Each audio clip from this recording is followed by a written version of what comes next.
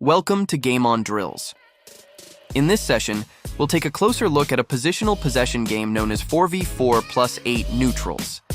A high-level exercise focused on developing technical quality, tactical understanding, and intelligent decision-making under pressure.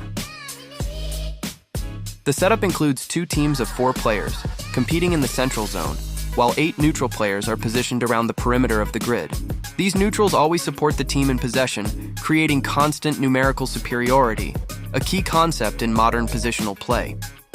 The main objective is simple: maintain possession and circulate the ball through quick, clean passing, intelligent movement, and coordinated support. Players are encouraged to scan the field, recognize overloads, and play through pressure using the available neutral options.